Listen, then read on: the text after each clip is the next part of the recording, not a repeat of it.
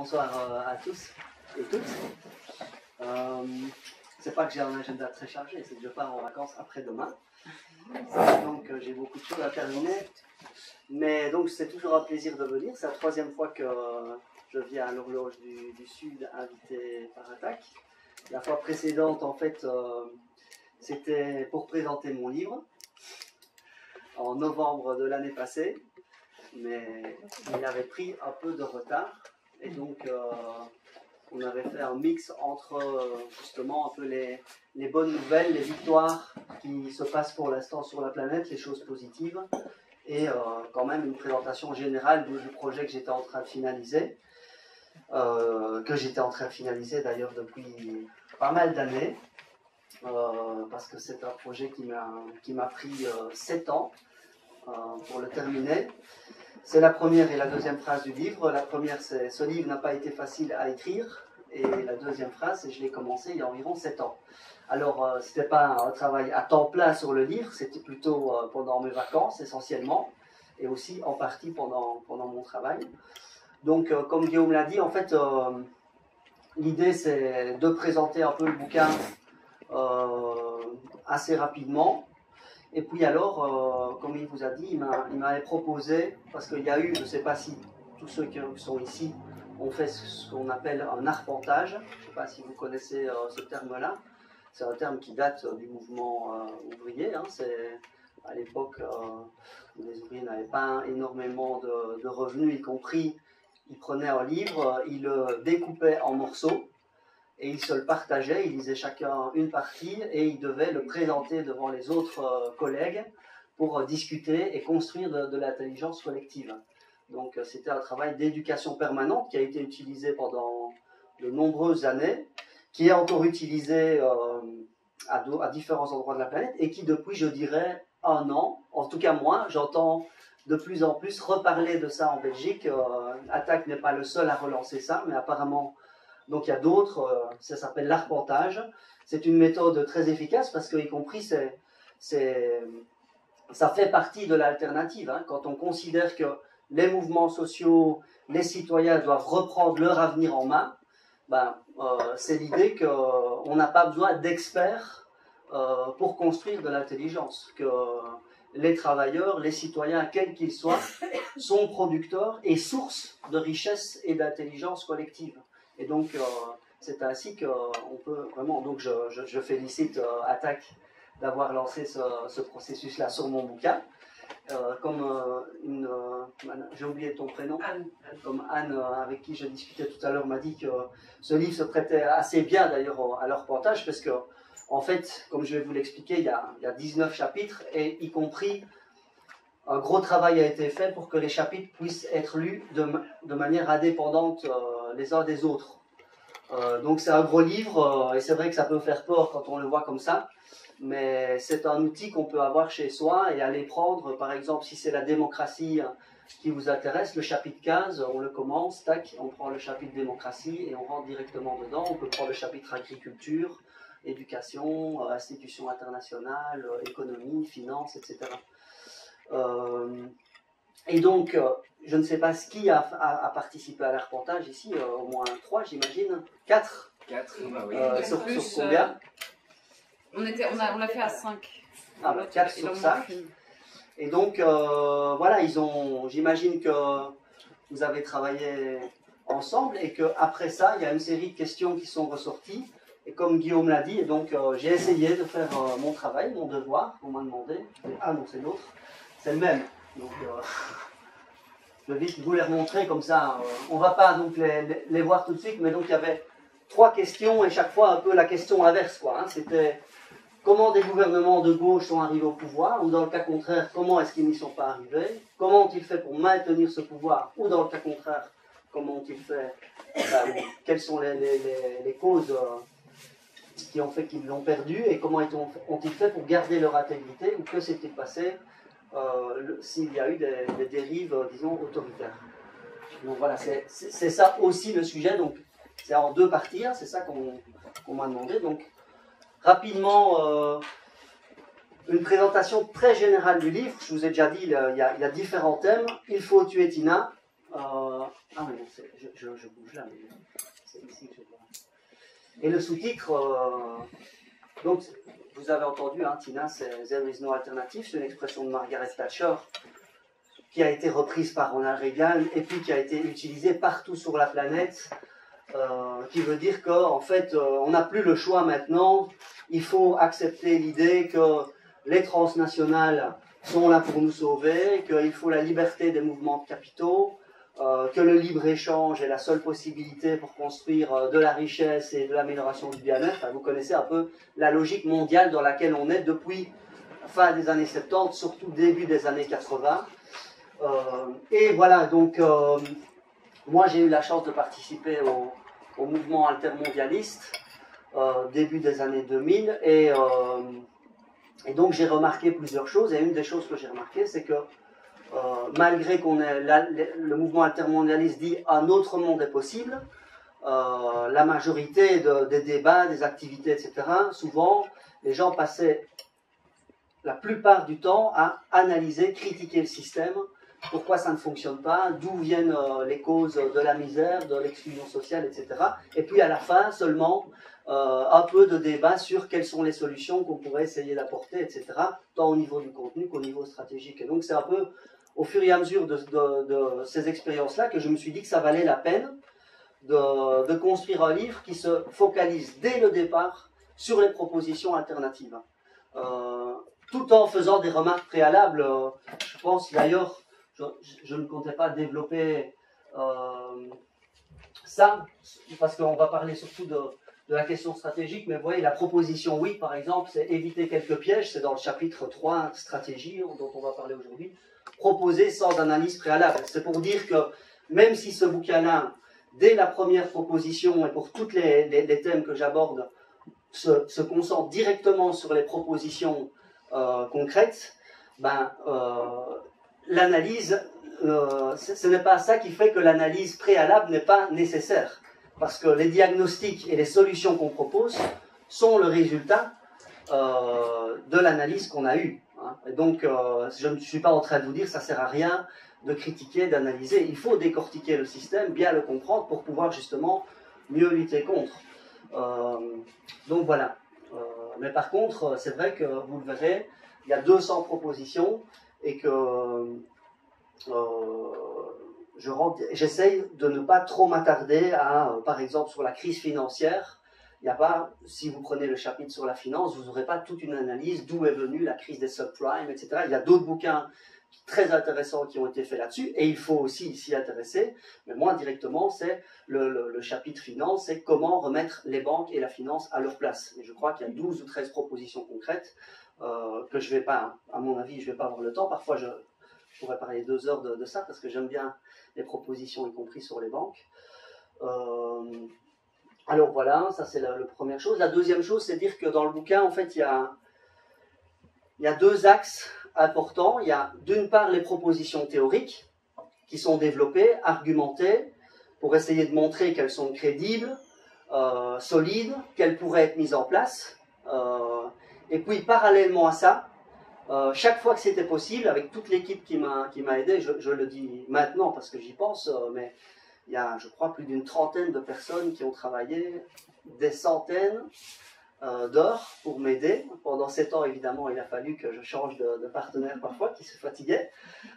Certains pensaient que je n'y arriverais jamais et qu'on n'y arriverait pas, mais beaucoup ont travaillé énormément, tant sur le fond, la pédagogie, la forme, le contenu, la structure, des discussions. Et donc les chapitres ont été construits vraiment avec beaucoup de gens qui ont différentes expertises aussi. Parce que sur le chapitre agriculture, moi voilà, j'ai jamais planté une tomate de ma vie, et donc ça va venir. Je vais acheter une maison et j'ai un potager que je lance. Mais donc c'était très important de lire beaucoup et aussi de discuter avec des gens en qui j'ai confiance et que je respecte. Et par exemple le chapitre agriculture, je l'ai écrit, la collaboration a été vraiment assez originale. C'est le seul chapitre que j'ai construit comme ça avec, disons, mes camarades d'écriture. C'est que j'ai 2 grands amis qui sont maraîchers dans l'agroécologie depuis de longues années.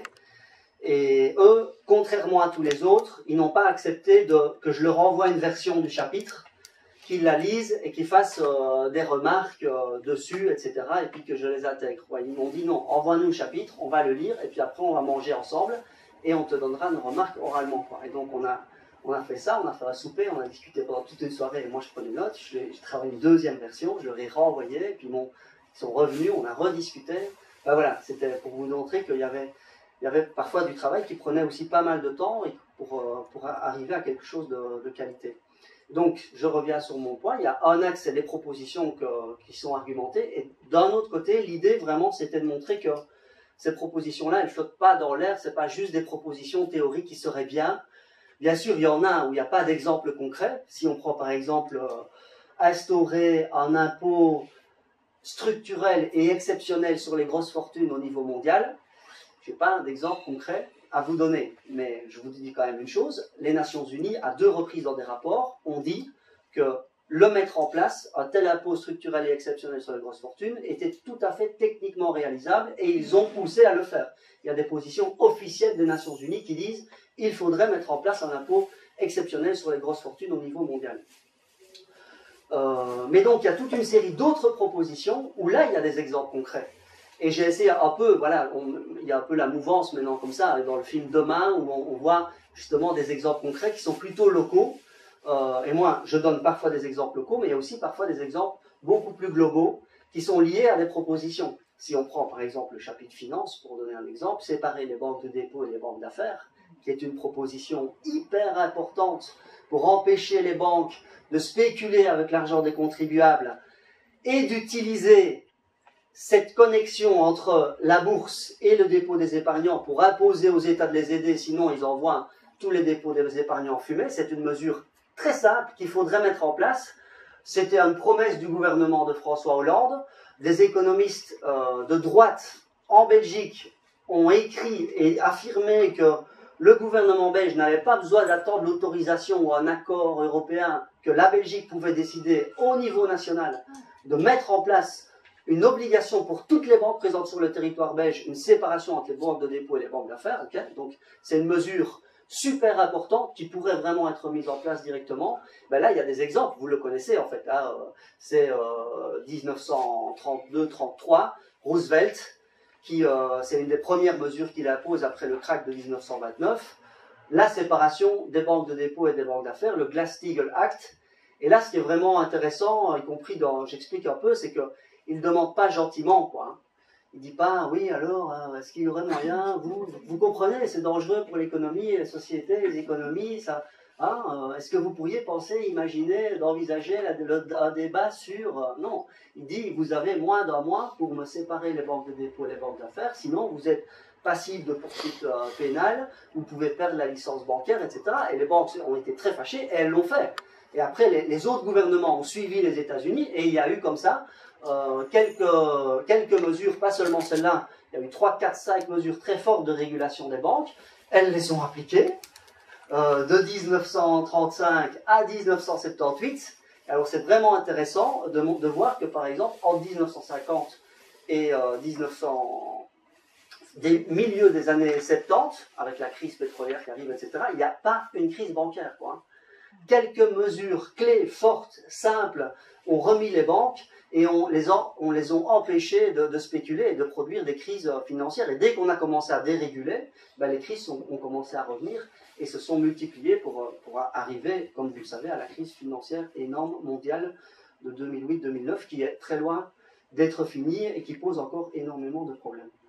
Donc voilà, c'était un peu ça. Je ne vais pas donner plein d'exemples.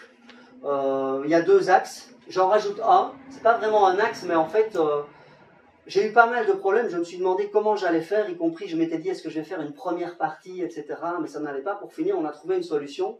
C'est qu'il y a certaines propositions dans le bouquin, et souvent c'est en début de chapitre, qui ne sont pas vraiment des propositions de ce qu'il faut faire. C'est ce que j'ai appelé, et c'est pas moi qui ai inventé le terme, c'est Noam Chomsky, de l'autodéfense intellectuelle. Parce qu'en fait, quand on commence à parler d'une série de propositions, très souvent, on doit faire face d'abord à des idées préconçues très fortes. Et si on n'arrive pas à convaincre avec des arguments solides la personne que cette idée-là, c'est une idée fausse, qu'il faut passer au-dessus, et donc souvent, en début de chapitre, vous verrez par exemple sur le chapitre migration, c'est un exemple un peu qui frappe beaucoup de gens parce que j'imagine que l'énorme majorité des gens qui sont présents ici ont plutôt une perspective de la politique migratoire actuelle qui est très négative et qu'il faudrait beaucoup plus travailler dans un autre sens que celui qu'on fait aujourd'hui, à savoir les fermetures de frontières qui sont totalement inefficaces, etc. Et donc voilà, par exemple, au début du chapitre migration, il y a une série de propositions qui visent à, et elle s'appelle, vous verrez, il y a entre parenthèses, autodéfense intellectuelle, comme quoi les migrants ne sont pas en train de nous envahir, enfin une série de choses comme ça. Voilà, et alors, je ne sais pas si je peux dire sans doute beaucoup d'autres choses, mais peut-être simplement avant de... C'est l'autre PC. C'est l'autre PC, ouais.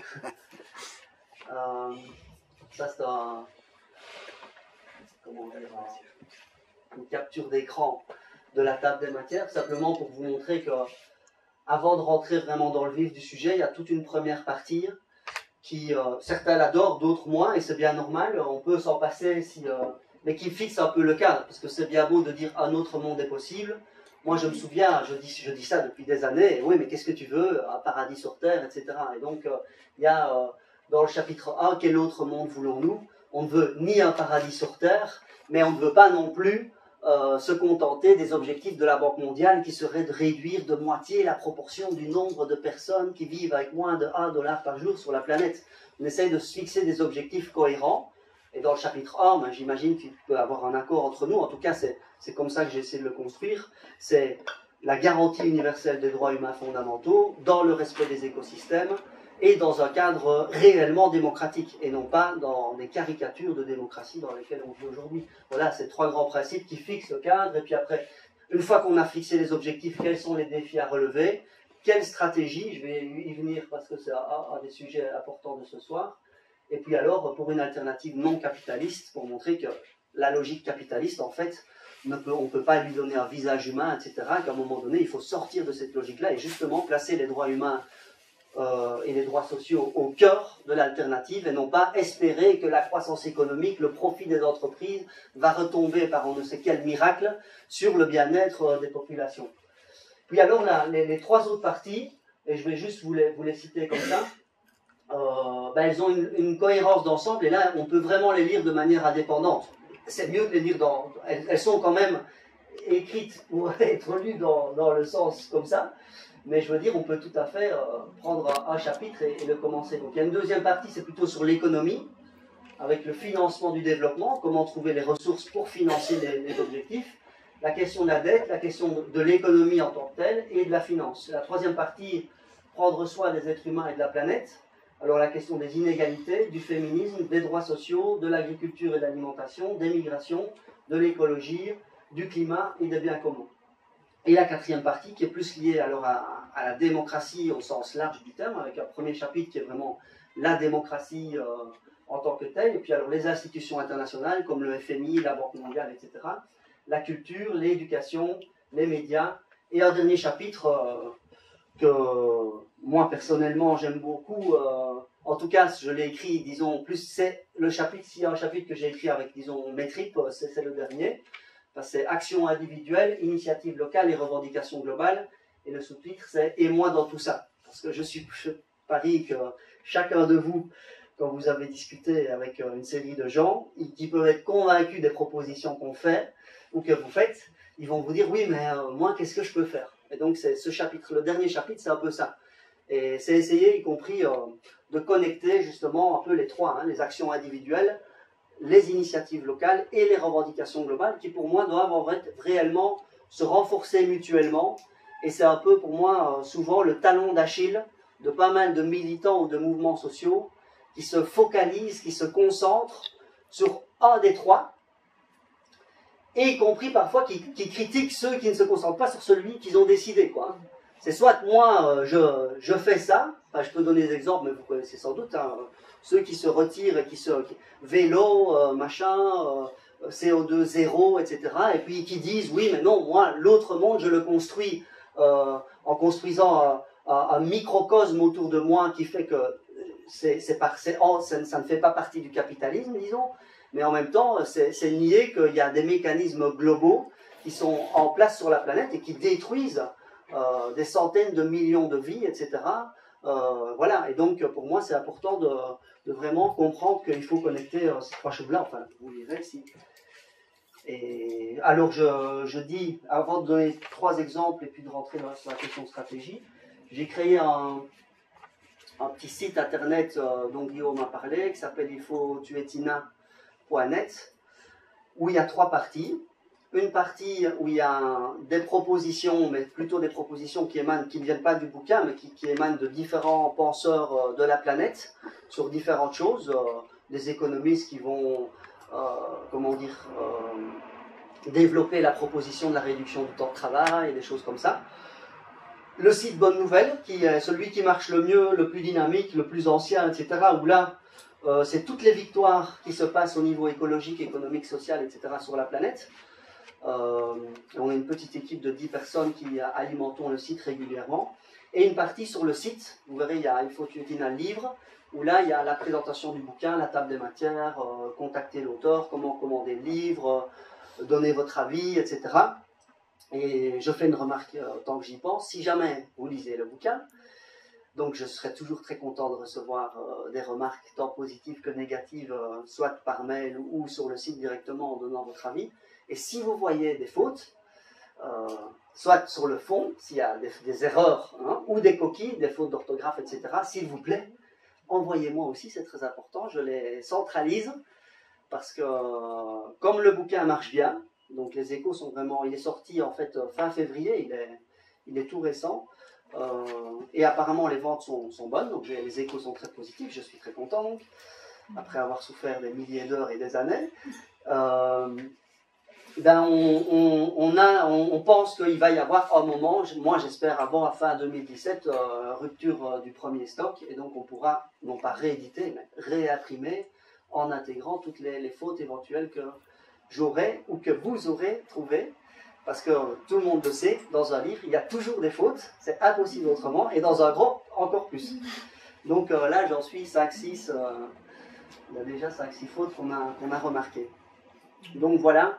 En fait, je voulais rapidement, en lien avec l'actualité, vous parler de 3 choses qui me paraissent vraiment importantes de connaître.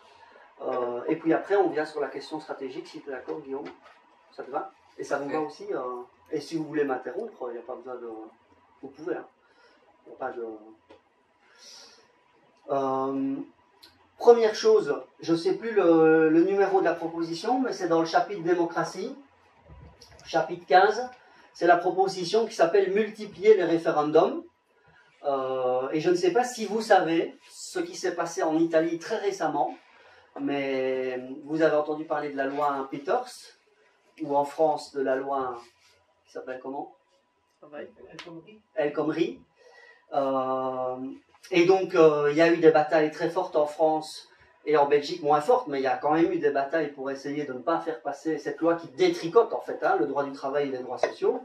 Mais en Espagne, je ne sais pas si vous savez, en Italie, pardon, le mouvement social, les syndicats, mais pas seulement, ont réussi à imposer au gouvernement italien de revenir en arrière sur la loi El Khomri italienne, qui est en fait, apparemment, je ne suis pas le grand spécialiste de cette loi italienne, mais qui est pire que la loi française et la loi belge. Est-ce qu'il y en a qui sont au courant de ça? Donc, ben voilà, en fait, et dans la proposition multiplier le référendum, je donne un exemple qui est en fait lié à la victoire que je vais vous dire maintenant, mais qui est une première victoire en 2011. C'est-à-dire que dans la Constitution italienne, il y a un article qui dit que si les Italiens récoltent 500 000 signatures, ils peuvent imposer au gouvernement de revenir en arrière ou de modifier une loi, un décret, une proposition, etc. Okay? Et en 2011, Berlusconi a voulu privatiser tout le secteur de l'eau en Italie. Et les mouvements sociaux italiens, les syndicats, mais pas seulement les syndicats, ont lancé une grande campagne de sensibilisation et, première bonne nouvelle, les Italiens s'y sont intéressés. Donc aussi, il y a l'idée souvent, ah oui, mais on reste dans son canapé, rien ne nous intéresse, on voit le monde s'écrouler autour de nous, on ne bouge pas. Mais non, quand il y a des dynamiques fortes qui se mettent en place, avec une convergence des mouvements sociaux sur un objectif clair, les Italiens se sont super fort intéressés et ils ont récolté en moins de 5 mois, donc c'est un encadré dans le bouquin qui explique tout ça, 1,4 million de signatures. Ça a obligé Berlusconi à faire un référendum et il s'est fait laminer au référendum et il a dû abandonner son projet de loi de privatisation de l'eau. Si vous vous souvenez bien, c'était, je crois, je ne sais plus, j'ai un problème d'année, mais je crois que c'était en 2016 que Matteo Renzi, l'ancien Premier ministre italien, a voulu modifier la Constitution par référendum et il s'était fait balayer, il avait dû démissionner. Maintenant c'est un autre, j'ai oublié son nom, je ne saurais pas vous dire. Mais donc, la loi El Khomri italienne passe. Les mouvements sociaux italiens réutilisent la Constitution italienne pour relancer une dynamique de référendum. Et ils récoltent cette fois-ci non pas 1,4 mais 1,1 million de signatures. Et donc ils obligent le gouvernement italien à revenir en arrière sur toute une série de dispositions qui étaient prévues par la loi. Je pourrais vous les dire si vous voulez, mais pour ne pas perdre de temps, je ne les dis pas maintenant. Et le référendum était prévu le 28 mai, donc il y a un mois. Et se souvenant de l'échec de Renzi pour modifier la Constitution, se souvenant de l'échec de 2011 du référendum, ils n'ont même pas attendu, ils n'ont pas organisé le référendum. Une semaine ou deux, 10 jours avant le référendum, ils ont fait voter au Parlement directement l'abrogation des dispositions qui étaient demandées par le mouvement social italien. Donc, vous voyez, ça, c'est très important parce qu'on nous dit toujours, sur la question des référendums, c'est vrai qu'en Europe, globalement, on est les champions du non-respect des résultats. C'est bien beau de faire des référendums, mais si le résultat n'est pas suivi par les dirigeants qui sont censés faire ce qu'on leur demande, évidemment, ça pose un gros problème. Mais ça montre aussi que donc, les référendums peuvent donner des résultats positifs. Et donc la question, c'est comment est-ce qu'on s'organise pour à la fois les organiser, impliquer la population et que les résultats soient respectés par les représentants politiques. Donc voilà, un premier exemple, je pense que c'est très important parce que les attaques sur le droit du travail vont continuer. Un deuxième exemple très intéressant aussi qui se passe aujourd'hui, c'est l'Espagne. Alors en Espagne, on n'en entend pas beaucoup parler. On a entendu parler du mouvement des indignés, qui est né en mai 2010, où quelques jeunes ont planté une tente place del Sol à Madrid, et quelques semaines plus tard, ils étaient 800 000. Et on a dit après que le mouvement des indignés s'était dégonflé. Hein. Mais en fait, il ne s'est pas dégonflé. D'abord, il a donné naissance à toute une série de partis politiques différents, notamment Podemos, mais avec d'autres coalitions, etc. Il y a un mouvement social très dynamique en Espagne, ça grouille de partout, il y a des plateformes contre, là aussi je donne des exemples très concrets, ils ont créé des plateformes contre les expulsions de logements liées au non-paiement des hypothèques. L'Espagne a une législation incroyable, quand vous ne savez pas payer votre maison, vous êtes expulsé, mais vous devez continuer à payer. C'est fou, je veux dire, c'est incroyable, la législation bancaire à Barcelone, etc., vous savez qu'ils pouvaient, au moment de la spéculation incroyable immobilière en Espagne, pour acheter une maison, on pouvait hypothéquer, non pas sur 30 ou sur 50 ans, mais sur 2 générations. Ils avaient des emprunts bancaires, donc c'est vraiment des scandales. Mais donc il y a un mouvement social qui prend des initiatives et qui mène des combats et qui a des victoires très intéressantes. Qu'est-ce que je disais Oui, le mouvement des indignés. Et donc, le mouvement social est fort. Et aussi, il y a une autre chose dont on ne parle pas. Je vais dire deux choses. Un, les communes espagnoles, qu'on appelle municipalités, c'est la même chose, c'est le synonyme en Espagne. Il y a 141 municipalités espagnoles qui ont été prises par la gauche de la gauche, et notamment beaucoup par des coalitions citoyennes. Donc pas simplement par Podemos tout seul, etc. Il y a énormément de coalitions qui se sont créées. Il y a 140 villes en Espagne qui sont aux mains de la gauche de la gauche. Et ici en Belgique, vous savez combien il y en a ?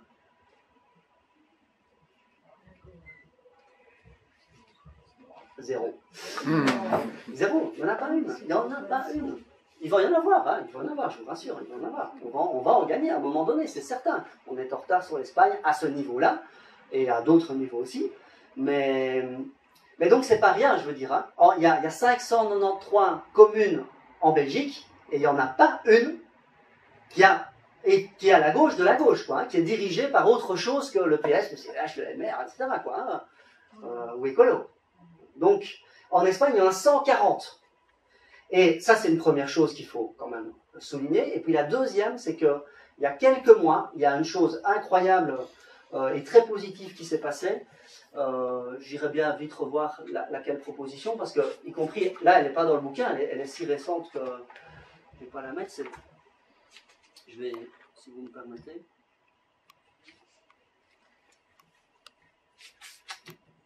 Alors, c'est là. Voilà.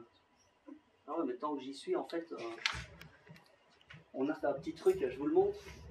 J'y tenais beaucoup. Y compris pour retrouver facilement les chapitres, il y a plein de petits tirets.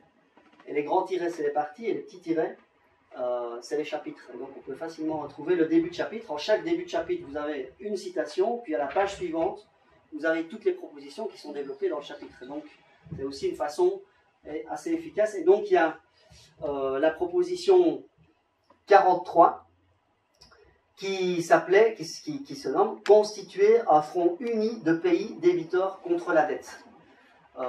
Ça fait référence notamment à Thomas Sankara, président du Burkina Faso, qui en 1987 a dit à l'Union africaine, c'est-à-dire à tous ses partenaires africains, le Burkina Faso arrête de rembourser la dette parce que c'est un outil de mécanisme de transfert et de domination politique sur les peuples africains. Moi, je ne paye plus. Mais si je suis le seul à ne pas payer, je ne serai plus là lors de la prochaine conférence. Et je vous invite donc, vous, partenaires, amis africains, à me rejoindre et à créer un front de non-paiement pour ne pas qu'on aille se faire assassiner individuellement. Et 3 mois plus tard, le 15 octobre 1987, il était assassiné, remplacé par Blaise Compaoré, qui est resté 30 ans, je ne sais pas combien, des décennies au pouvoir en payant la dette. Et donc, en même temps, c'est un problème qu'il se soit fait assassiner, et en même temps, il avait montré la solution. Et ce qui est vraiment intéressant ici, et moi, y compris, je vous dis, moi je travaille sur la dette souvent, et je n'avais pas imaginé un truc comme ça, mais c'est vraiment une initiative géniale, je trouve, c'est que ces municipalités-là, pas toutes, mais je crois plus entre 40 et 50, viennent, il y a quelques mois à peine, de construire un front uni des municipalités contre le paiement des dettes illégitimes en Espagne. Parce que le gouvernement fédéral espagnol a, excusez-moi de dire le terme, il faudrait dire, je vais penser à 2 termes qui sont très vulgaires, a entubé, ça va, les municipalités espagnoles en transformant des dettes commerciales par des dettes financières et en faisant exploser leur intérêt et en les obligeant via une modification de la constitution espagnole, en les obligeant à dire « vous ne pouvez pas mettre en place de politique sociale tant que vous n'avez pas payé les intérêts de la dette ». On a modifié la constitution en mettant la priorité du paiement, ce ne sont pas les dépenses sociales. C'est d'ailleurs contraire au droit international d'écrire un truc pareil, hein, parce que le droit international dit la première obligation des États, c'est d'assurer, de garantir le respect des droits humains fondamentaux avant le respect des autres droits. Donc c'est contraire au droit international. Mais ils ont fait ça, et donc les municipalités espagnoles se sont retrouvées étranglées financièrement, et donc une quarantaine, et maintenant je viens d'apprendre qu'il y a à peine 3 semaines, il y a des régions espagnoles qui viennent de signer le manifeste. Vous savez, hein, c'est un peu comme les provinces ici, donc des provinces espagnoles viennent de signer aussi le manifeste pour dire nous aussi, nous allons nous allier avec les dizaines de municipalités espagnoles pour aller ensemble et dire au gouvernement fédéral que nous ne voulons pas payer ces dettes illégitimement. Donc voilà, c'est des choses vraiment qui sont très positives, qui se passent en Europe. Bien sûr, il ne faut pas se voiler la face, il y a énormément de choses dramatiques et la montée de l'extrême droite, etc. Je vous en passe. Mais, donc voilà, et la troisième chose alors que je voulais vous dire, c'est la question du Portugal. Je vais essayer d'être court aussi si possible. Mais on ne parle pas de ce qui se passe au Portugal. Or, si, toi tu en parles? On a fait une conférence dessus il y a 2 mois. Bah donc je vais dire en quelques minutes, et peut-être que tu l'as filmée et qu'elle est déjà disponible sur YouTube, bien sûr. Sur le Portugal. Mais donc en octobre-novembre 2015, le PS portugais, qui est la même chose que le PS français et le PS belge, c'est-à-dire acquis au libre-échange, au néolibéralisme, mais qui se dit socialiste, etc., enfin vous connaissez bien, se retrouve dans une position minoritaire. Donc il a le choix, soit il ne va pas au gouvernement et il laisse la droite y aller, soit il décide de créer une coalition avec d'autres partis de la gauche pour pouvoir aller au gouvernement. Et là, il y a une grosse discussion qui dure pas mal de temps, et c'est une chose très, très bonne, c'est que trois partis à gauche du Parti socialiste, les écolos, le Parti communiste portugais et le Bloco, qui est une scission du Parti communiste portugais, mais depuis quand même pas mal d'années, se mettent ensemble et disent, on veut bien un accord avec toi, Parti socialiste portugais, mais à ces conditions-là. Nous ne te soutiendrons pas dans le gouvernement si tu n'acceptes pas nos conditions. Et le PS portugais a accepté. C'était quoi ces conditions? C'était pas des conditions révolutionnaires, anticapitalistes, etc. C'était de mettre en place, c'était même pas de violer ou désobéir au traité. Hein. C'était de mettre en place des mesures sociales visant à remettre un filet de sécurité sur la majorité de la population portugaise, notamment augmenter les petits salaires, diminuer le temps de travail dans certaines administrations publiques, augmenter les petites pensions, etc. Voilà quelques mesures, vous voyez, qui sont de bon sens en fait, mais qui sont totalement contraires aux recommandations habituelles de la Commission européenne. Ils l'ont fait parce qu'ils n'avaient pas le choix. Ils se sont fait taper sur les doigts comme des malades par la Commission européenne qui les a menacés de sanctions financières, etc. 2015 se passe, 2016 se passe, et maintenant, qu'est-ce qui se passe? C'est que le Portugal retrouve de la croissance économique, va avoir le déficit budgétaire, certainement pas le plus faible de l'Union européenne, mais en dessous, très largement en dessous des 3, donc je crois que c'est 2,2%, ce que la plupart des pays européens n'arrivent pas. Hein. Et donc, après avoir menacé de faire des sanctions, maintenant la Commission européenne est très mal parce que le Portugal s'en sort mieux. Et c'est une logique implacable, hein, ce truc. C'est que si vous redistribuez de l'argent à des personnes qui n'ont pas un pouvoir d'achat suffisant pour épargner, ben vous êtes sûr que cet argent-là va être réinjecté quasiment automatiquement dans l'économie et qu'il va circuler. Et donc, la question de comment est-ce qu'on finance des politiques sociales, à la limite, ne se pose même pas. Mélenchon argumentait beaucoup là-dessus en disant, et il a raison, l'économie c'est quelque chose de dynamique. Donc si vous mettez à un moment donné, vous sortez de l'argent, et c'est vrai, c'est une dépense, et vous l'injectez, le truc c'est que ça crée de la consommation, donc il y a de la TVA qui rentre, ça crée de la dynamique économique, donc il y a de l'activité économique, donc il y a de l'impôt sur les sociétés, donc il y a de la consommation, etc. Et donc ça s'autofinance, quoi. Il y a des dépenses, en particulier en période de récession où il faut la relancer, qui s'autofinancent. Voilà un peu, et donc ça aussi c'est une proposition que je développe pas mal dans le bouquin, c'est rompre avec la logique d'austérité, qui est une politique tout à fait désastreuse, mais malheureusement dominante dans l'Union européenne. Voilà, je ne sais pas combien de temps j'ai pris, Guillaume. Il est 8h20, t'as pris une demi-heure. Et donc, j'en viens maintenant à la deuxième partie. S'il y a des questions, n'hésitez pas, je vous ai dit. Hein. Non. Je continue alors, c'est ça, Élisée. Donc, comme vous avez vu dans les questions que Attaque m'a posées, c'était plus des questions d'ordre stratégique. Hein. Comment on prend le pouvoir, comment on le garde, comment on le perd, comment on garde sa cohérence et son intégrité quand on y est, et comment est-ce qu'on ne trahit pas la question. Et donc, quelques éléments généraux d'abord sur la stratégie par rapport au bouquin. Ça, c'est une partie du livre, c'est l'introduction du chapitre 3. Je le dis bien, donc l'accent est mis sur les alternatives qu'il est possible de mettre en œuvre et non sur les stratégies pour y arriver. Suggérer des moyens d'action pour concrétiser chaque alternative poserait problème. Ceux-ci varient en fonction du contexte. C'est donc principalement sur le terrain et collectivement qu'il s'agit de résoudre les questions d'ordre, je dirais, stratégique et même tactique. Je veux dire, on ne pouvait pas pour chaque proposition dire comment il faut faire pour qu'elle se mette en place. Une série de propositions. Et donc, par contre, il est cependant possible et utile de préciser quelques grands axes stratégiques qui devraient traverser toute réflexion et action visant à concrétiser les alternatives. Et donc, voilà, c'était le chapitre sur stratégie, le chapitre 3. D'abord, il y a une série de pièges à éviter, je le passe maintenant, mais qui sont souvent, on doit toujours, moi quand je discute avec les gens, il faut toujours revenir là-dessus, donc ça me paraissait intéressant de les développer. Je peux juste en dire une très rapidement, mais une qui est vraiment importante, c'est envisager les alternatives de manière isolée, quoi. Souvent, on fait une proposition, et je reviens sur mon exemple, l'impôt sur les grosses fortunes. Si vous dites ça, et puis après, qu'est-ce qu'on vous répond automatiquement? Ben non, on ne peut pas, les capitaux vont fuir. Ah oui, mais ok, mais la liberté de mouvement de capitaux, ce n'est pas une donnée tombée de la Bible, du Coran ou du ciel. C'est une décision politique consciente de dirigeants politiques qui ont pris cette décision-là, et on peut tout à fait reprendre le contrôle des mouvements de capitaux. Et donc, il faut à la fois mettre un impôt sur la fortune et contrôler les mouvements de capitaux. Et d'autres choses encore, je veux dire, hein, c'est pas simplement deux choses. Il faut envisager les alternatives dans un ensemble cohérent qui a une dynamique cohérente, quoi. Je vous dis quand même que l'Islande, par exemple, là, je parle de liberté de mouvement de capitaux, mais l'Islande a, après la crise de 2008, décidé en 24 heures de remettre le contrôle des mouvements de capitaux en place. Il est en train de parler de l'enlever, mais il y a quelques mois, le Fonds monétaire international a sorti un rapport disant si l'Islande a pu stabiliser, redresser et redynamiser son économie depuis plusieurs années, l'Islande est le pays qui a la meilleure dynamique économique, la meilleure croissance, etc. Elle est tombée bas, ok, mais peu importe.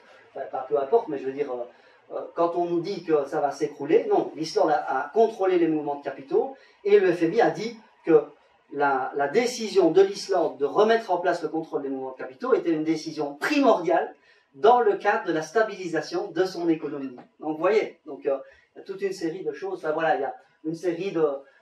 toutes sont importantes, mais comme c'est pas trop, c'est moins le sujet. Donc, le deuxième niveau, s'attaquer à la racine du problème.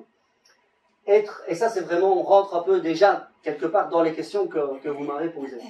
Être radical, alors ça fait parfois penser au radicalisme, etc., extrémisme religieux, etc., mais il faut revenir au sens étymologique du terme, radical, radix, racine. Être radical, c'est s'attaquer à la racine du problème et identifier correctement l'ennemi. J'ai mis juste un petit passage que je trouvais cool, et donc, je sais pas si... Cool, c'est pas bien? Si, hein? Si, ouais. Parce que j'ai pris juste un paragraphe. Je peux vous le lire ou vous le lisez vous-même comme vous voulez? Comment? Pour les auditeurs, tu peux le lire. Ah oui, ben je le lis pour les auditeurs alors. Les nombreux auditeurs YouTube futurs. Or, la racine du problème ne se trouve pas dans une soi-disant invasion de migrants ou d'un hypothétique complot qui serait organisé par une poignée de personnes visant à la prise de pouvoir totale sur l'humanité et qui expliquerait l'ensemble des phénomènes sociaux. La racine du problème, c'est une logique qui a une dynamique et une cohérence d'ensemble et qui a un nom. Le système capitaliste basé sur la recherche du profit, l'individualisme, la compétition, l'exploitation des peuples et de la nature. Il s'agit donc de ne pas se tromper d'ennemi, et je rajoute un élément, le changement de comportement individuel et le développement d'initiatives locales, et là je ne dis pas c'est se tromper, je dis elles font partie intégrante de la lutte pour d'autres mondes possibles, mais ces alternatives resteront inopérantes si elles ne s'inscrivent pas dans une perspective plus large qui sera forcément anticapitaliste. Donc voilà un peu la notion de radicalité. Construire un puissant mouvement social, bah oui, ça...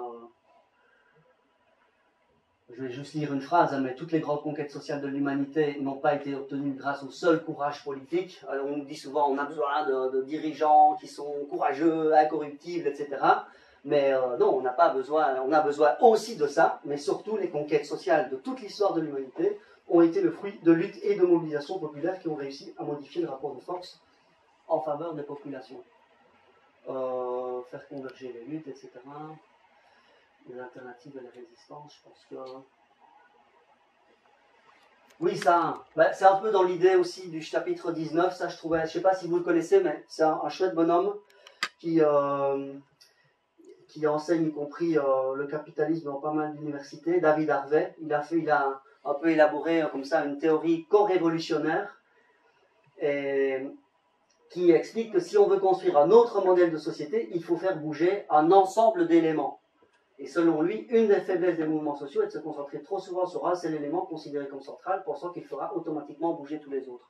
Ça, je pense que c'est très important de comprendre que toutes les luttes et les victoires, par exemple pour moi, la victoire des syndicats italiens, ce sont bons pour nous, et il y a toute une série de victoires locales sur lesquels on peut s'appuyer, y compris pour porter mieux des revendications qui sont au niveau global. Donc ça me paraît être un élément important. Alors,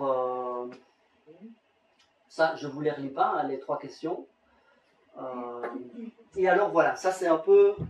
Parce que comme je l'avais dit à Guillaume, j'ai dit ces questions sont très intéressantes et en même temps, j'y réponds pas, enfin c'est pas des questions auxquelles je réponds dans le bouquin. Je réfléchis, etc. J'ai pas mal...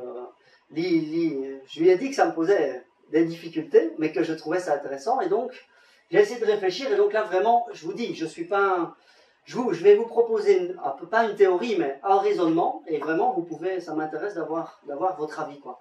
Mais j'ai l'impression que moi, pour que, et ça répond quand même à tes questions, pour que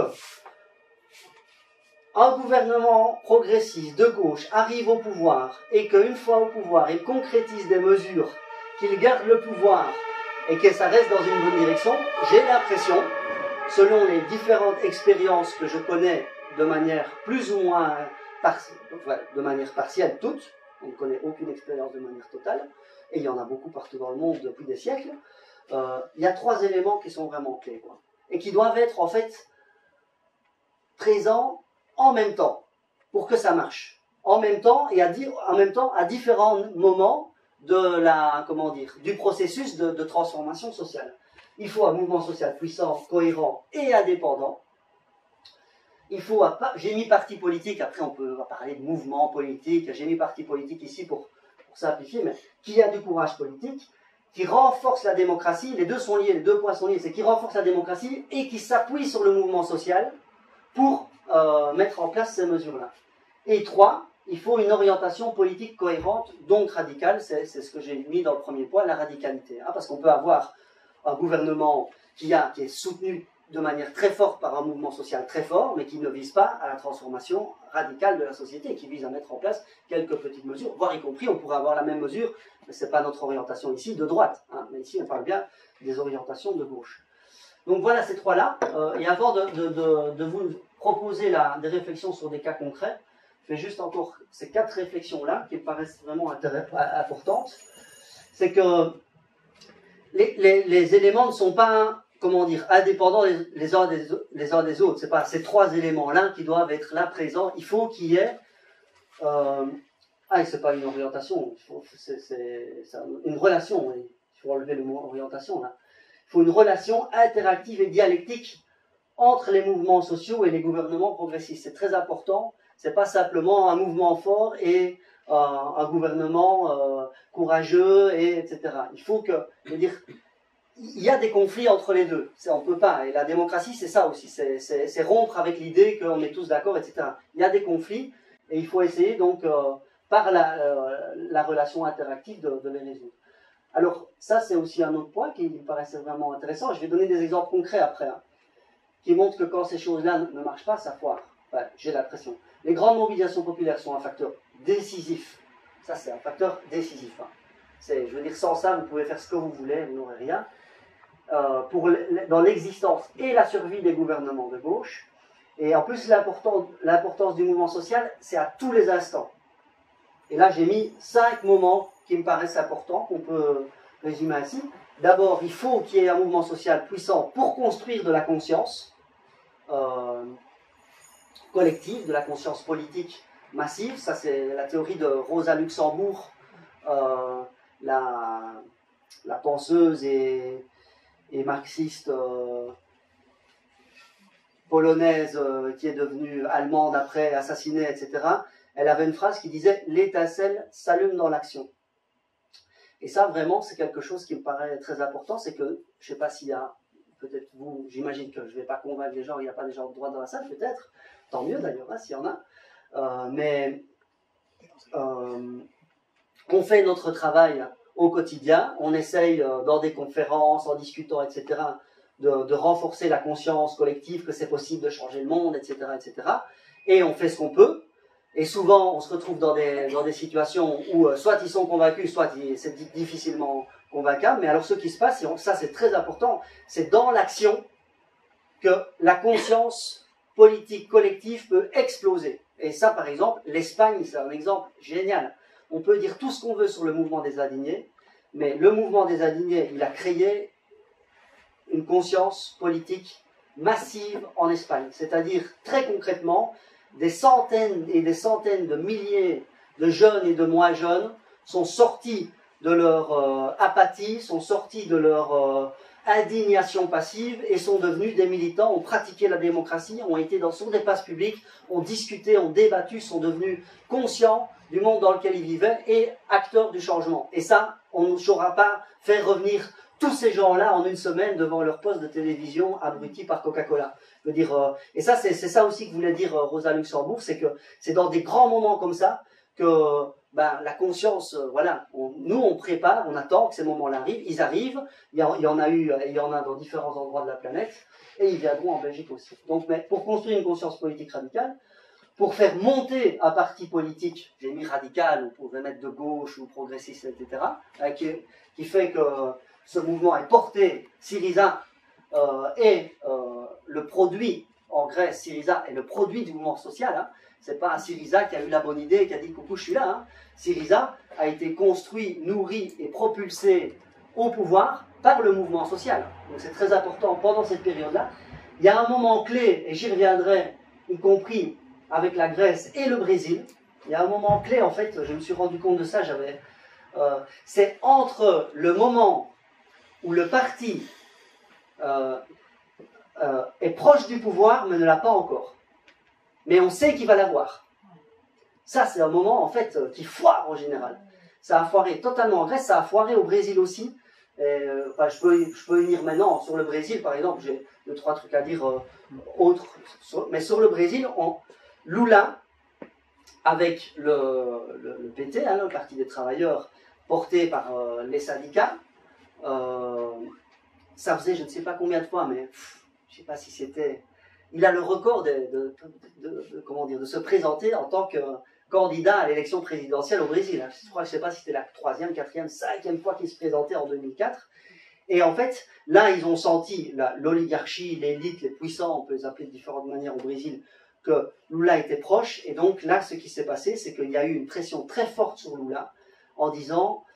ouais, mais au niveau de la dette, à ce niveau-là, etc. Et là, vous pouvez demander aux Brésiliens, ils le savent très bien, quelques semaines avant l'élection présidentielle au Brésil, il a écrit ce que les Brésiliens appellent la lettre aux créanciers, où il a fait une déclaration officielle disant que s'il était au pouvoir, il respecterait toute une série de recommandations et qu'il ne serait pas méchant, hein, notamment aux créanciers, etc., qui continuera à payer la dette, etc.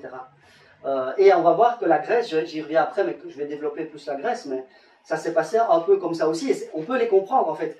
Tant que un mouvement de gauche, un parti de gauche devient puissant, mais on sait qu'il ne va pas aller, on le dénigre, on l'attaque, etc. Quand on sait qu'il va aller au pouvoir, il vaut mieux à un moment donné lui dire « Oui, mais comment est-ce que, tu sais, en fait, on aimerait quand même bien travailler avec toi, mais qu'est-ce que tu peux faire, etc. hein. » C'est ce qui s'est passé en Grèce.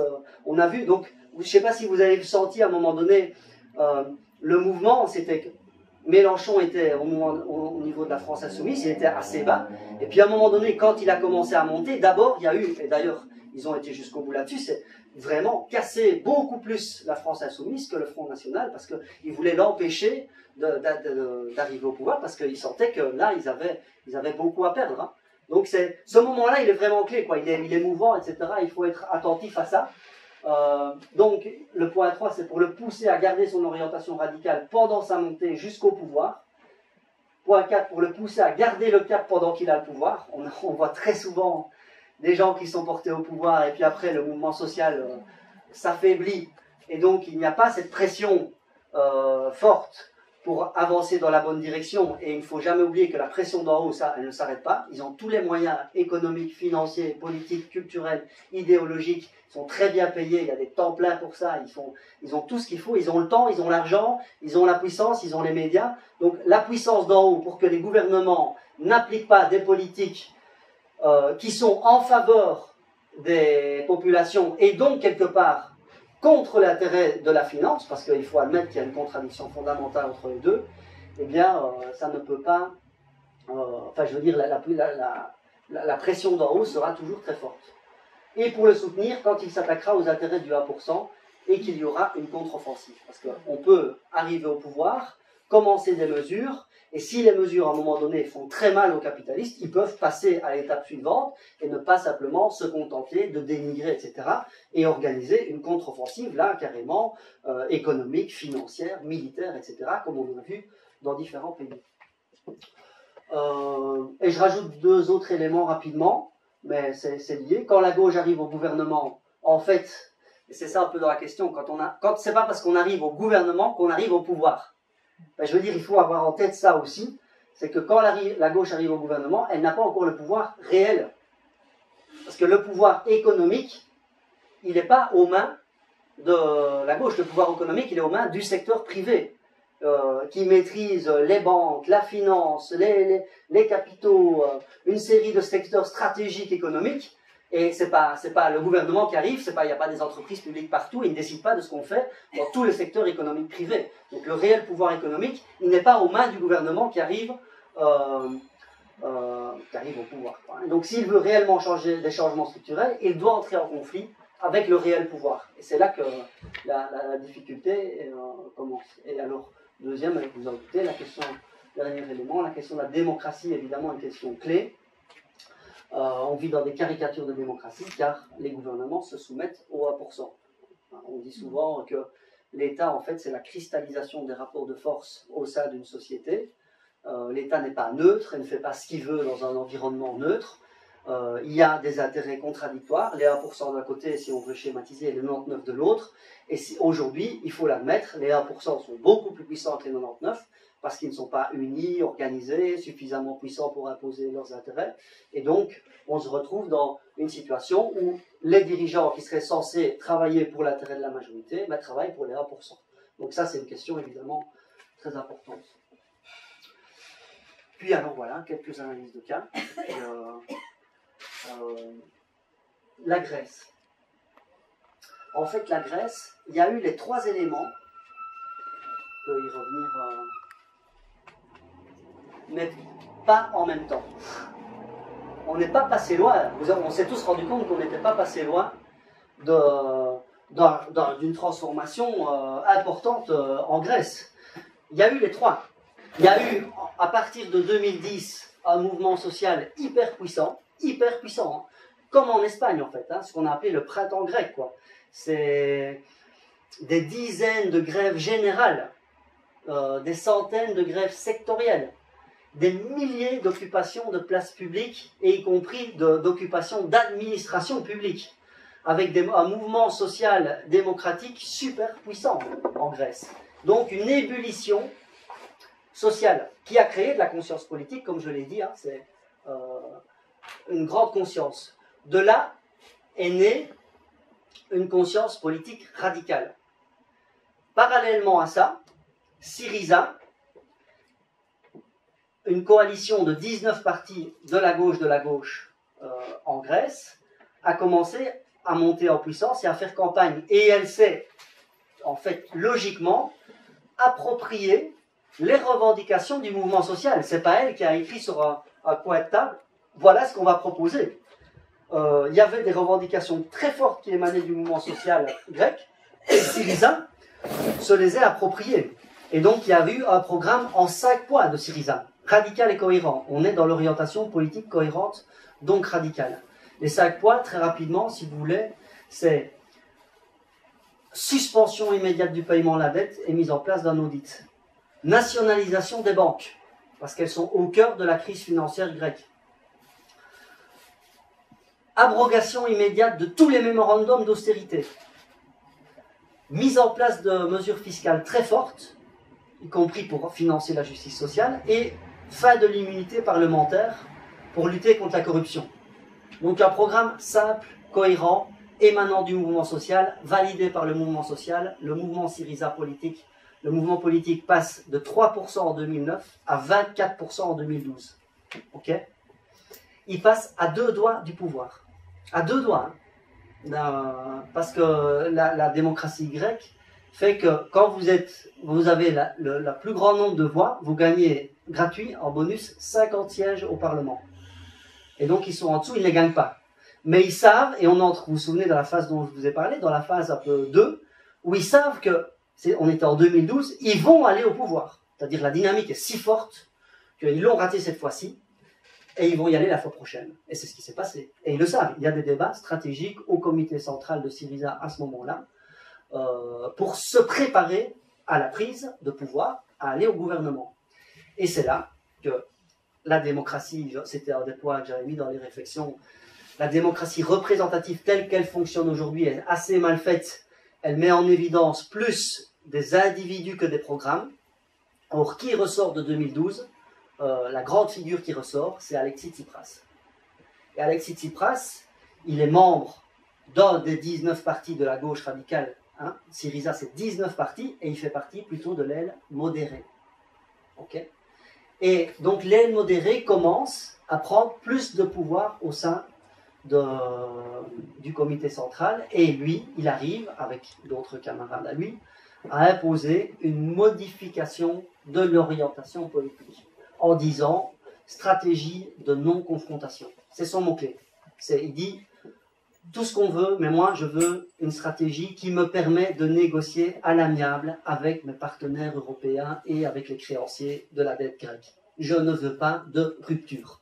Donc en fait, le point 3 passe à la trappe.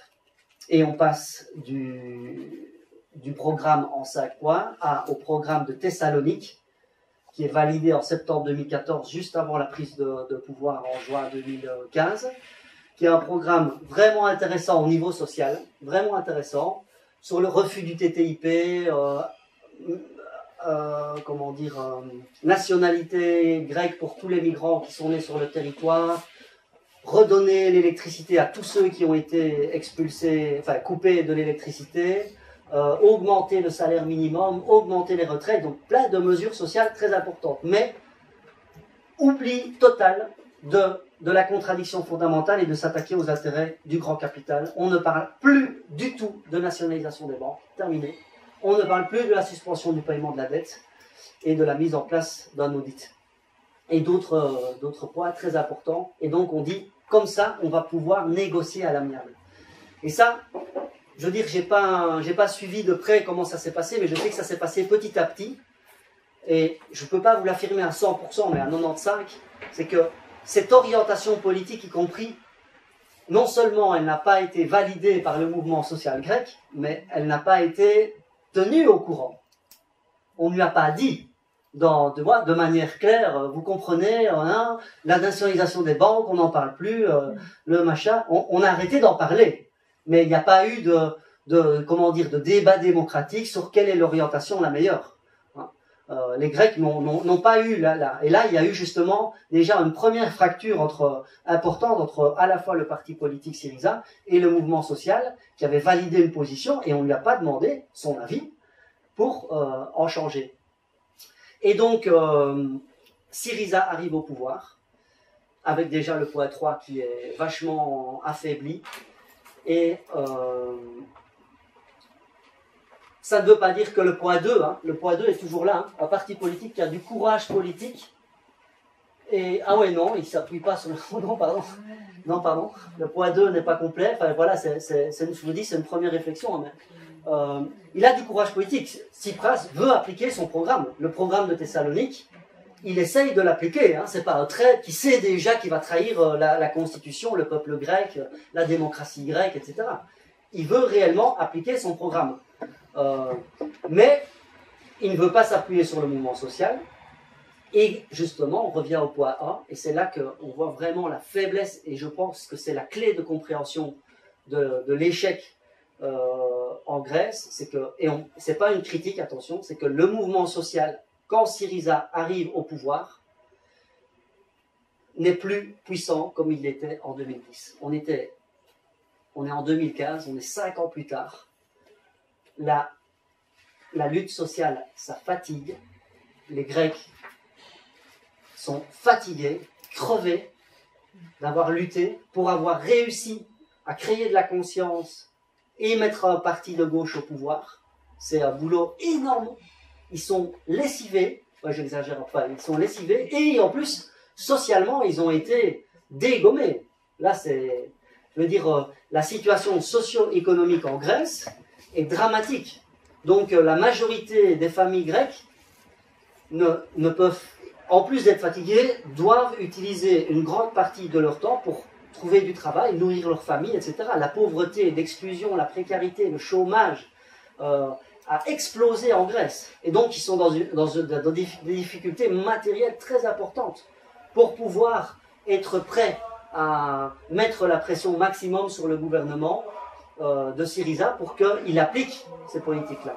Et donc voilà, on se retrouve dans une situation où Tsipras négocie 6 mois de manière totalement naïve et l'échec est total. Et il comprend, y compris qu'il peut trahir le peuple, il peut trahir le mouvement social, il peut trahir la constitution, il peut trahir la démocratie, et qui ne sera pas éjecté, je veux dire, hein, qui ne sera pas éjecté par la population grecque, et il le fait. En échange, et là on revient un peu à une question, mais qui est un peu détournée, hein, comment fait-il, là c'est un peu ironique, c'est un peu cynique, mais comment fait-il pour garder le pouvoir? Ben, il trahit. C'est-à-dire que les puissants lui disent si tu ne fais pas ça, on va te dégommer. Il y a des menaces politiques, économiques, financières, ils ont fermé les banques, on n'a pas la preuve, mais il y a beaucoup de chances qu'il y a réellement des menaces physiques sur sa personne et de sa famille, etc. Ces gens-là n'hésitent pas. Et donc il a le choix entre ça et... Alors pour moi, il ne devait pas le faire. C'est sûr que quand on est représentant du peuple et qu'on a une tâche tellement importante au niveau historique, qu'il y a la Constitution qui dit que le référendum a une valeur constitutionnelle en Grèce. Hein. En Belgique et dans beaucoup d'autres pays, le référendum n'a pas d'existence légale, n'a aucune force exécutoire. On peut en organiser, mais en Grèce, c'est prévu par la Constitution.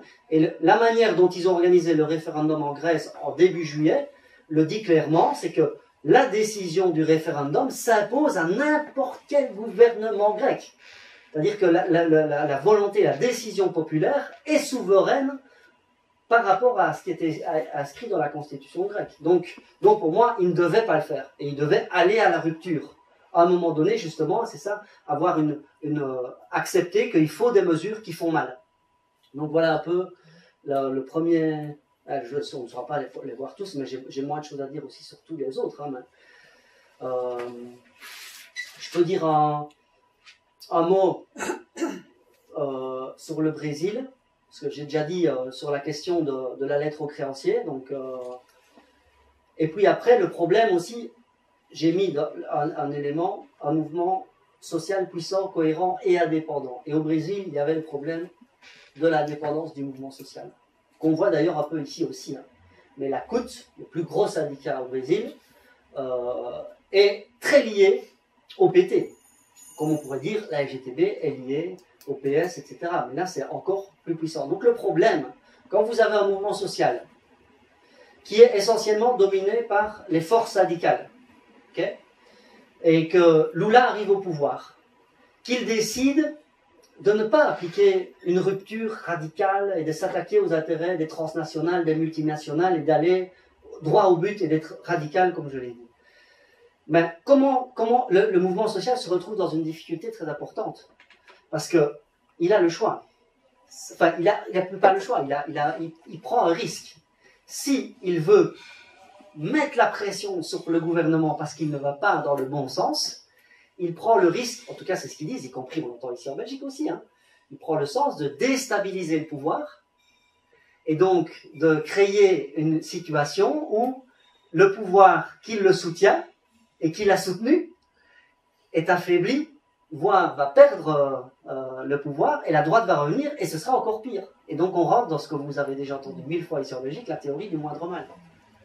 Et donc, par exemple, ici, il y a les discussions maintenant avec la chute des gouvernements en Wallonie, c'est ça aussi. Hein, ouais, mais donc le PS, c'est de la merde, etc. Mais qu'est-ce que ça va être avec une coalition MR-CDH?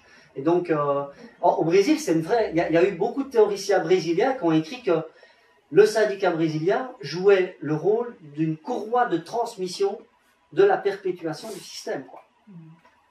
Donc, vous voyez la contradiction qui est là. Donc la question de l'indépendance du mouvement social syndical, mais pas seulement, le mouvement associatif, citoyen, etc., est vraiment très très important pour pouvoir pousser le gouvernement dans le bon sens. Et parce que l'indépendance, c'est pas seulement une indépendance idéologique, hein, c'est une indépendance financière. Au Brésil, le nombre, mais en Belgique aussi, hein, mais le nombre d'ASBL, tous les syndicats, etc., reçoivent de l'argent du gouvernement. Donc, si le gouvernement chute, il y a des dizaines et des dizaines et des dizaines d'ASBL qui partent et qui n'ont plus leur capacité de travailler. Et donc, la question de l'indépendance financière est aussi un point très important.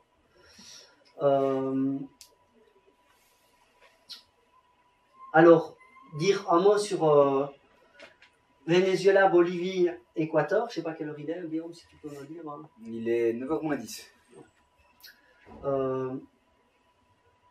Ce qui est sûr pour ces trois pays-là, il y a eu à partir de 1998 au Venezuela et puis 2005 Bolivie, 2006 Équateur, trois gouvernements latino-américains qui ont décidé de mettre en place la majorité de ces poids-là.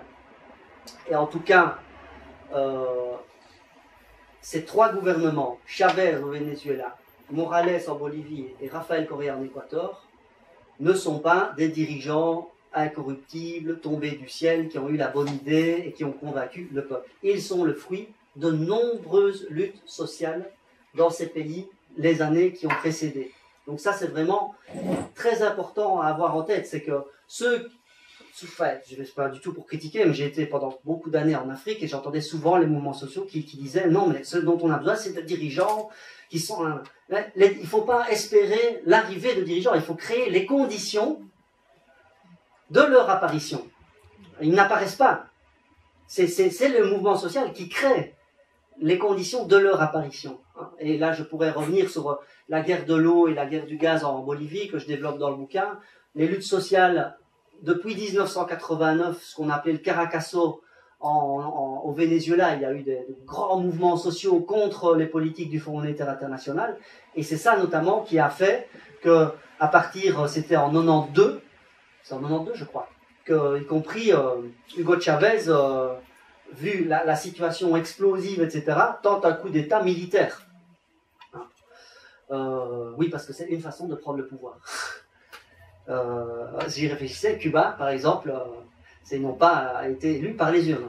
Parce que c'était une des questions. Hein. Comment un gouvernement de gauche peut prendre le pouvoir? Il peut prendre le pouvoir par les élections, il peut aussi prendre le pouvoir par un coup d'État. Mais il ne faut pas confondre, et c'est là que je réfléchissais, je dis oui, mais quand même, c'est pas la même chose. Et non, pour moi, c'est pas la même chose dans le sens où, quand on prend le pouvoir, d'abord, il y a l'objectif qui n'est pas le même, et puis surtout, il y a le régime qu'on renverse.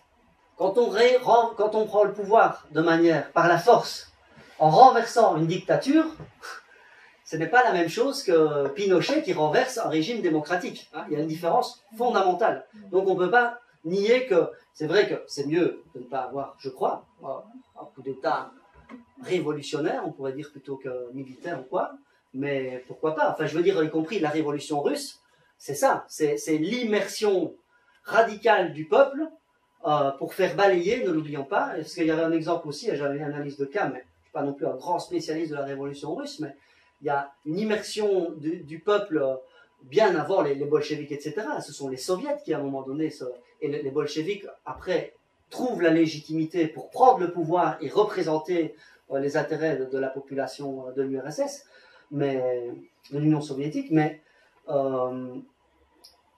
donc ils renversent le dernier régime féodal du continent. Hein. Ils ne renversent pas une gentille démocratie, etc. Ils renversent le régime tsariste, qui est le dernier régime féodal où il y a toujours des serfs, etc. Ils ont un autre nom, mais donc voilà ça. Donc c'est une des façons de prendre le pouvoir. Hein. On peut garder ça en tête. Chavez, donc je reviens sur l'Espagne, sur le Venezuela. Il prend le pouvoir, il essaye de prendre le pouvoir en 92, mais le coup d'État militaire échoue, donc il va en prison, mais il acquiert une grande légitimité populaire, parce qu'il fait un discours avant de rentrer en prison, etc.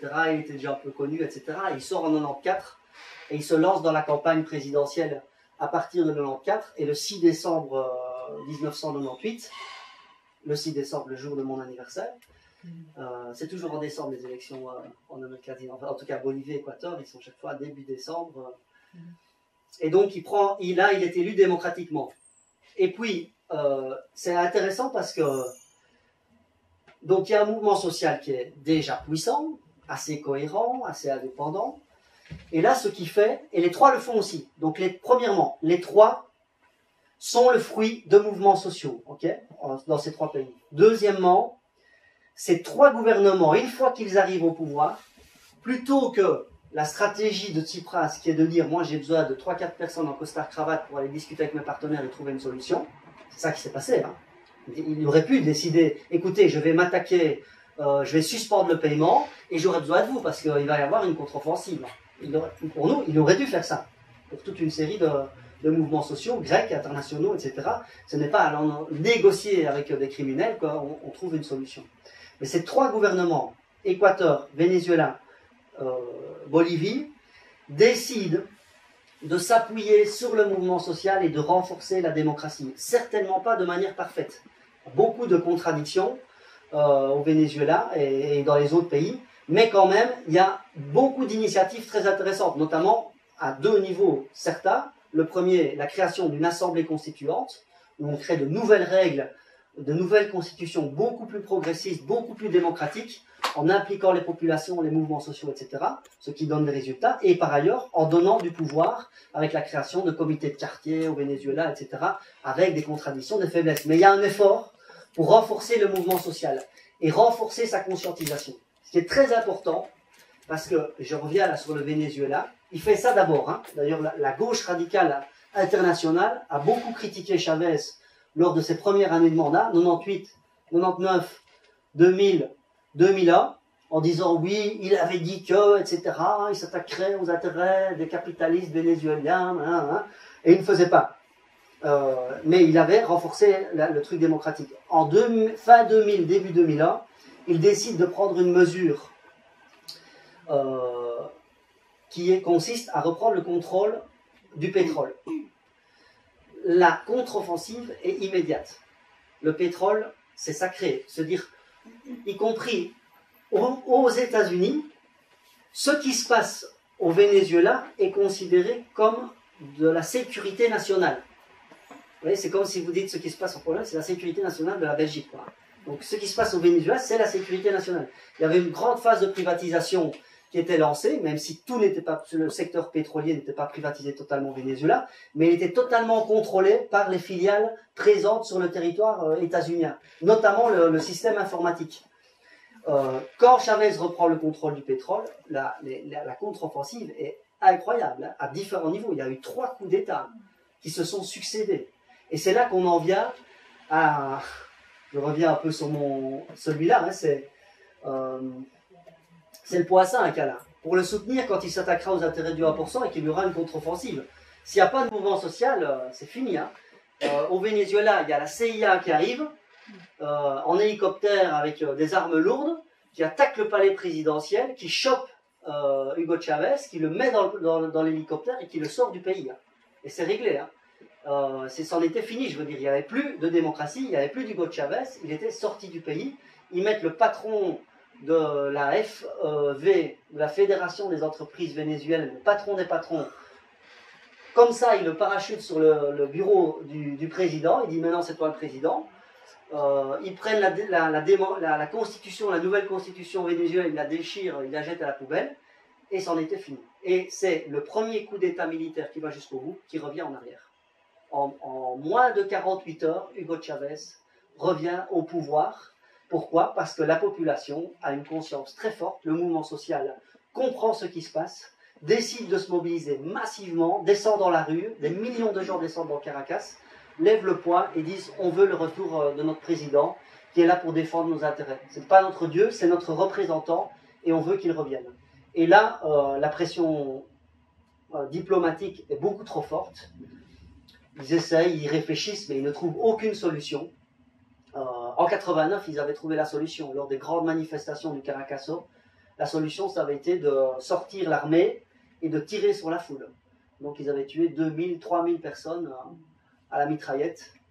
Les gens étaient rentrés chez eux. Mais là, il fallait tuer 200 000 personnes pour calmer le mouvement. Et ce n'était pas possible. Donc la mobilisation massive a fait qu'on a été rechercher Hugo Chavez. Il est revenu en hélicoptère et depuis 2002 jusqu'à 2013, il a continué à mettre en place beaucoup de politiques et très souvent, je ne vais pas vous passer tous les points, mais chaque fois qu'il y avait une mesure qui faisait mal aux capitalistes, il y avait des contre-offensives très importantes et il fallait que le mouvement social soit prêt chaque fois à se mobiliser massivement, à descendre dans la rue de manière massive pour montrer qu'il était toujours là et qu'il était hors de question de se laisser berner par cela. Je ne donne pas tous les coups d'État, mais je dis qu'il y a aussi un coup d'État informatique qui a eu lieu quand même, parce que justement, comme ils contrôlaient tout le système, après, ils ont décidé de stopper toute la production de toutes les entreprises pétrolières vénézuéliennes à partir des États-Unis. Et c'est là, et Éric Toussaint, celui à qui j'ai beaucoup travaillé ces dernières années, qui a été beaucoup au Venezuela, qui était conseiller du président et du gouvernement, racontait que il y a toute une équipe qui ont engagé discrètement des hackers professionnels pour les faire venir au Venezuela, pour qu'ils comprennent d'où viennent les attaques informatiques, créent un réseau un firewall, quoi, hein, je ne sais plus comment dire, enfin, une protection, réparer le système, le protéger et relancer le pétrole au Venezuela. Et ils y sont arrivés, quoi. Et il y a eu d'autres choses, hein. On a souvent entendu parler des pénuries au Venezuela, mais ça fait des années qu'on en entend parler, mais comme ce sont évidemment le secteur privé qui contrôle la marchandise importée, et notamment toute la marine marchande qui apporte la nourriture aux Vénézuéliens.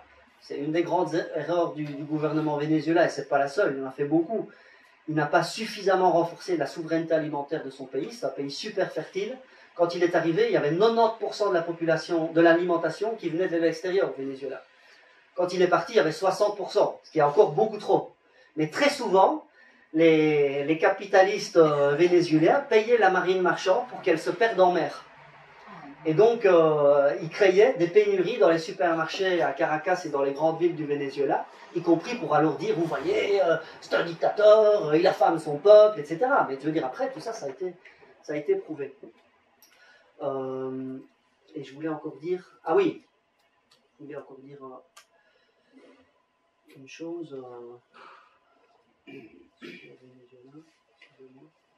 Vous pouvez parler aussi, hein, je ne sais pas, c'est pas parce que ce que je dis est tellement... Si je dis quelque chose par rapport à ça, justement, il y a une réflexion.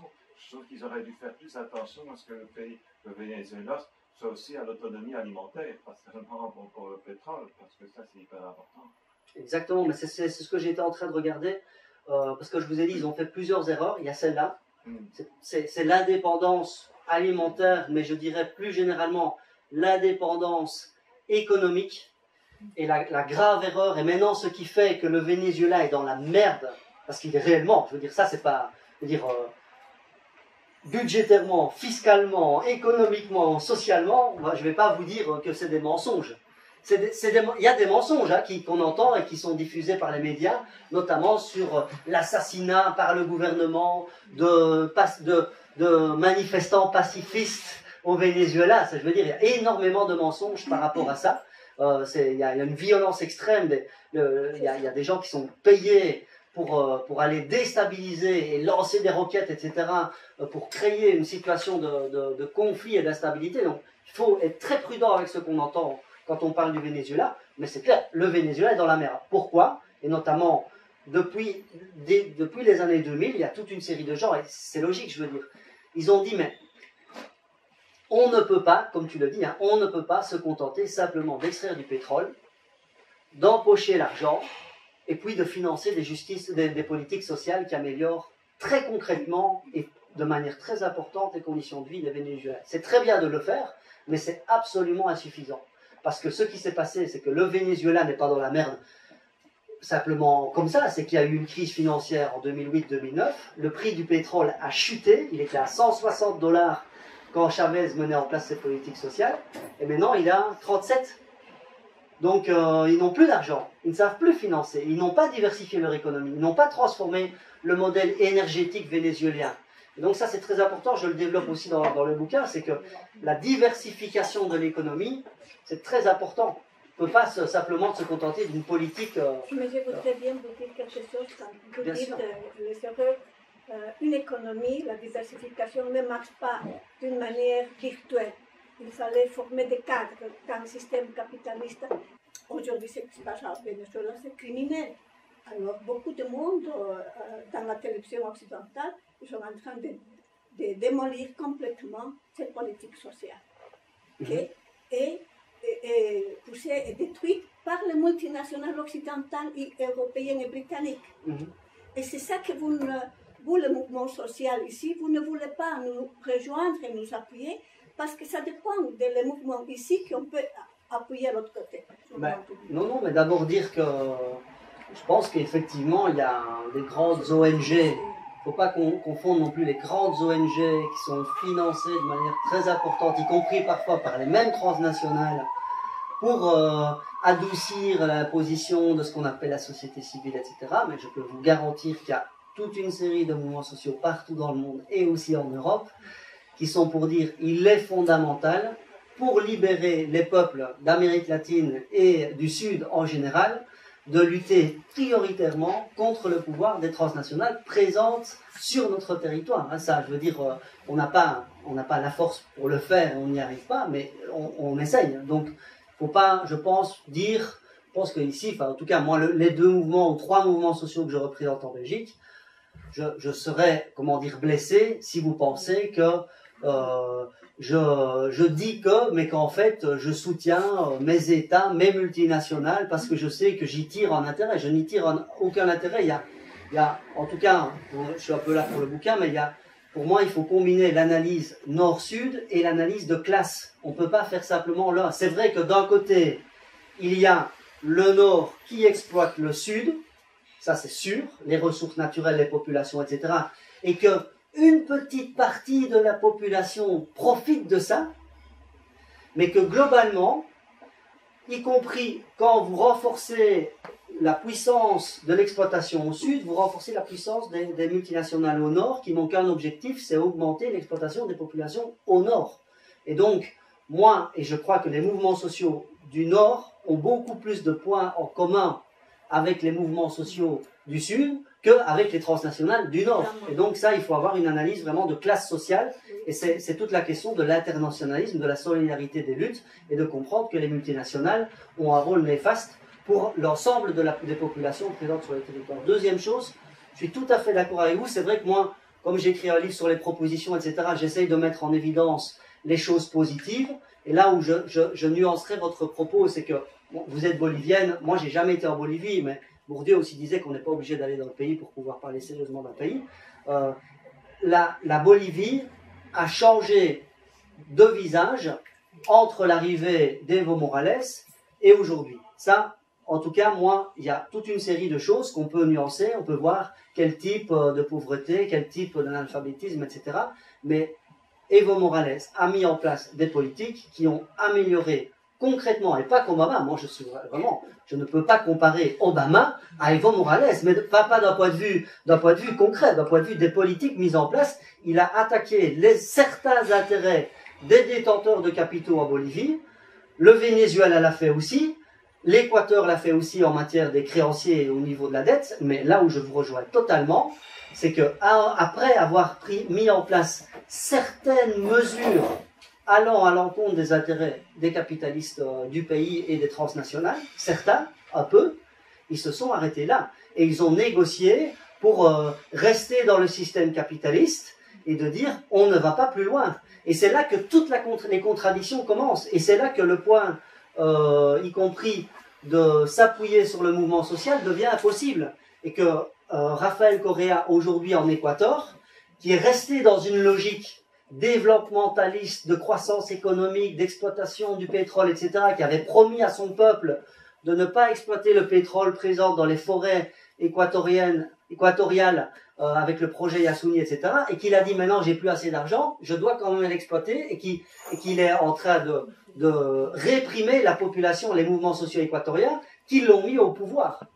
Et donc là, on rentre vraiment dans des difficultés très importantes, quoi. Et je pense que je sais pas si je réponds à la question que tu disais, mais pour, à un moment donné, garder la cohérence, c'est-à-dire qu'il faut réellement aller au-delà. Et sinon, ce qu'on peut faire, c'est améliorer un peu la situation pendant un petit temps, jusqu'à ce que la conjoncture change, et que, de nouveau, comme les capitalistes Parce que le Venezuela, vraiment, il a fait chier les multinationales et les capitalistes qui exploitaient le pétrole. Hein. Il les a fait, mais sauf qu'il n'a fait que ça.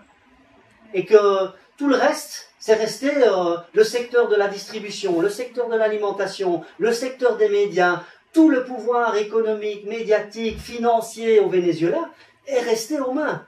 Alors, quand une banque se comportait de manière irrationnelle, dégueulasse, criminelle, il en a exproprié des banques. Il a exproprié des banques. Il a exproprié des grands hôtels. Moi, comment?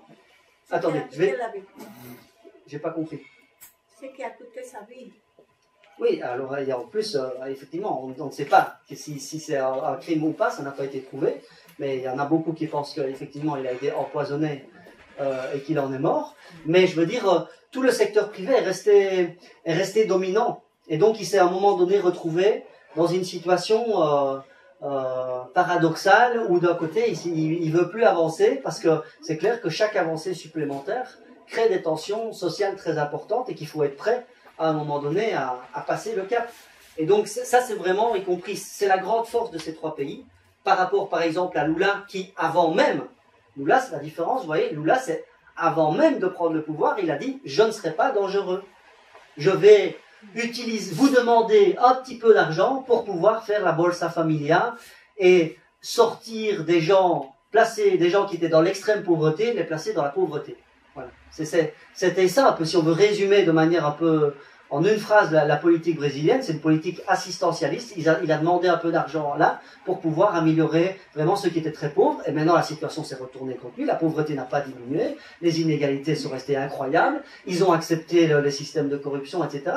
Et donc ça, c'est... Par contre, les trois autres pays que j'ai cités, ils ont été plus loin. Mais vous ne savez pas que les multinationales agro-industrielles, Cargill, Unilever, Kraft, Magic, tout ça, ils prennent le pouvoir de Brésil et qui détiennent le pouvoir. C'est ce que j'ai dit. Donc c'est ce que j'ai dit au début. Hein. C'est pas qu'ils le prennent, ils le détiennent. Ils le détiennent. Excusez-moi, petite parenthèse, Olivier, il est 9h20, comme ça tu sais. Ah ouais. Et je vous ai pas dit au début, si je ne l'aurais pas dit, hein. Non. Il faut que je parte absolument à 9h30. Ouais. Donc, parce que j'ai vous avez des questions... un train et je vais arriver à 23h30 chez moi si je pars à 21h30. Donc j'espère que vous... Parce que sinon j'arriverai à 1h30 du matin. Donc ça c'est un peu beaucoup pour moi. Donc on va lui empêcher ça. Si vous avez des questions, essayez de les formuler s'il vous plaît en une phrase. Moi j'ai une petite question. Vous pensez quoi des troisièmes mandats et du fait de réviser des constitutions pour que des présidents puissent se représenter donc je pense que c'est mauvais. Je comprends pourquoi ils l'ont fait. Mais il faut comprendre pourquoi ils l'ont fait. C'est qu'ils ont commis une autre erreur. C'est que autant ils se sont un peu appuyés sur le mouvement social, autant ils ont un peu renforcé la démocratie, ils n'ont pas du tout renforcé suffisamment. Chavez, depuis le début, on lui a dit, mais tu dois préparer la relève, tu dois organiser à tous les niveaux de pouvoir, et y compris au plus haut, des gens qui seront capables de maintenir et de renforcer la dynamique. Or, tout le monde le disait depuis des années, si Chavez part, qu'est-ce qui va se passer?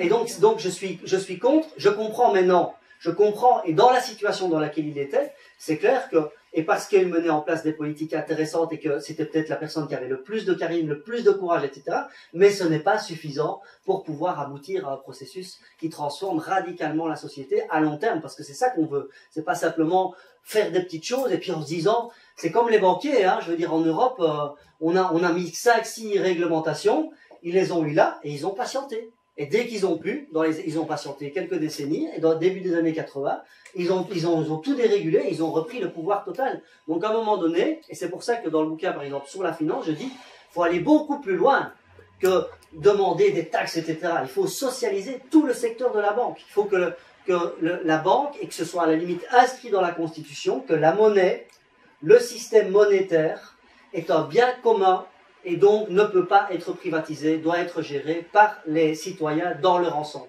Il faut socialiser l'ensemble du secteur bancaire pour que ça devienne, que les banques aient une mission de service public et qu'elles ne peuvent pas faire du profit. Et voilà, et ça existe, je veux dire, la Poste, ça existe. On est en train de la privatiser, mais la Poste a fonctionné très bien, avec une mission de service public, qui ne fait pas spécialement des pertes, mais qui n'a pas l'objectif d'être rentable, qui a d'abord l'objectif de servir la population, de mettre en place des services. Et donc, c'est pour ça que la récupération des secteurs stratégiques, de tous les secteurs stratégiques, des médias, du pétrole, de l'énergie, de l'électricité, des transports, etc., on doit dire que ce sont des biens communs qui ne peuvent pas être dominés par la logique du profit et le secteur privé. Donc ça, et alors, plus évidemment, la question démocratique, pour revenir à ta question, on ne peut pas se dire, moi je suis le sauveur, je parle bien, je fais des choses géniales, et tout le monde est là, Hugo Chavez, et puis on sait bien que quand il part, il n'y avait pas la relève. Donc c'est trop exagéré, comme vous dites, il y a la relève, il y a beaucoup. Mais moi je pense qu'il y a aussi un problème de former les gens. De former les gens aussi bien à de nouveaux Morales, parce que je sens aussi que de président presque qui peut rester là pendant des années, pour moi ça me met mal à l'aise, aussi bien que pour nous assumer des fonctions comme ça, comme celle de Chavez, ou à la base, comme par exemple on appelle l'empowerment en anglais, l'incapacitation en espagnol, portugais. Je crois qu'il faudrait vraiment faire attention à ça, que les gens soient formés à diriger quelque part et aussi à prendre des décisions ensemble. Mais je pense qu'il y a c'est le chapitre 15, c'est le chapitre sur la démocratie, c'est celui qui m'a posé le plus de problèmes, enfin le plus de travail, c'est le plus gros, c'est là où il y a le plus de propositions dans le chapitre, je crois qu'il y a 27 propositions, ouais, il me reste 5 minutes, je sais.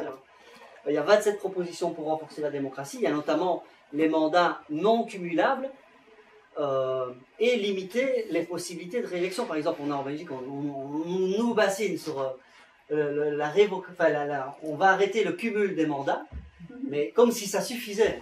Je veux dire, il y a une fois qu'on a fait 1, 2, 3 mandats, même s'ils ne sont pas cumulés, il faut la politique ne peut pas être une profession.